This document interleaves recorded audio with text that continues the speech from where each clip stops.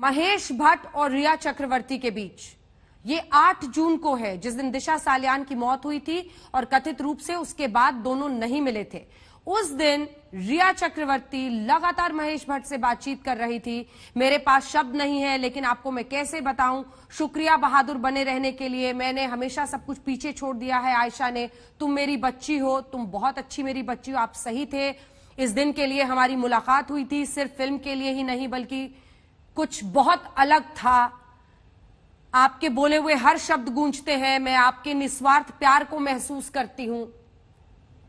शत्रुघ्न जी, आज आपको बोलना चाहिए इस पर, क्योंकि सभी लोग ये जानना चाह रहे थे और कोर्ट में रिया चक्रवर्ती ने कहा कि सुशांत ने मुझे कहा था घर छोड़कर जाने के लिए। रिया चक्रवर्ती ने व्हाट्सएप मैसेजेस लीक करके बहनों पर, परिवार पर, सब पर बड़े गंभीर आरोप लगाए थे। लेकिन अब बात तो अंदर से ये निकल कर आ रही है कि वो महेश भट्ट के साथ कांटेक्ट में थी, वो सब कुछ जानते थे इस रिश्ते के बारे में और वो उसको प्रोत्साहित कर रहे थे कि तुम निकल जाओ इस सब से। शत्रुघ्न जी, देखिए, कुछ हद तक तो मैंने अंजना इस बात का जवाब दे दिया है अभी। और दूसरी बात ये कहना चाहूंगा कि इन बातों को अगर पेश करना है तो अभी जो सीबीआई की इन्वेस्टिगेटिंग टीम है उसके सामने पेश करना चाहिए। वही लोग इस पे ज्यादा रोशनी डाल पाएंगे कि हमें तो ये भी नहीं पता है कि उन दोनों के बीच रिश्ता क्या था। क्या गॉडफादर का रिश्ता था, एक बड़े बुजुर्ग का, अंकल का, पिता का, बेटे का, या कोई मित्र का, बहुत गहरे मित्र का रिश्ता था, हमें तो नहीं पता है।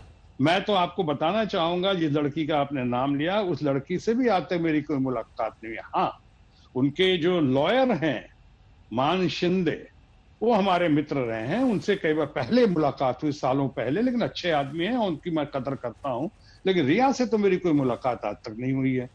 अब ये आपने जो दिखाया है, मैं शेखर सुमन की इस बात से भी सहमत हूं कि उसने कहा कि महेश भट्ट तो इंटेलेक्चुअल आदमी हैं, बुद्धिजीवी हैं। अब उनका क्या है, क्या क्यों कहा उन्होंने, किस आधार पे कहा, वो रिश्ते की गहराई क्या थी, कैसे उन लोगों के अंदर वो रिश्ता पनपा, और पनपा तो मैं ये भी कोई टॉन्ट नहीं कर रहा हूं, मैं कह रहा हूं कि क्या था। क्या वो उनको गॉडफादर मानती थी, या फादर फिगर थे वो, या फ्रेंड थे, क्या था। इन मामलों पे पहली बात तो मुझे कहने का कोई अधिकार नहीं है, जबकि मुझे इन विषय की पूरी जानकारी नहीं है।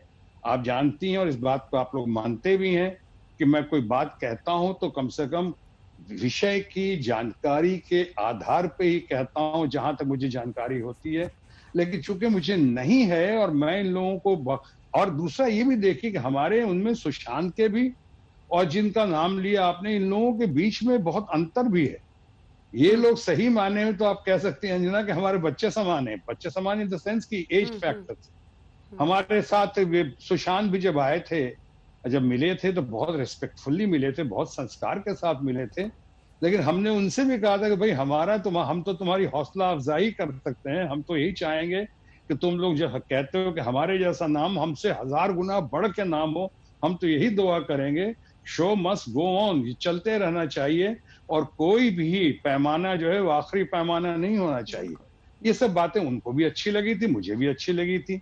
जहां तक आपने लड़की का जिक्र किया, मेरी तो कभी मुलाकात भी नहीं, इनसे तो सुशांत से तो एक बार मुलाकात हुई थी, इनसे कभी मुलाकात भी नहीं हुई है। महेश भट्ट से भी मुझे मिले हुए कम से कम 4-5 साल तो जरूर हो चुके होंगे, शायद उससे ज्यादा ही।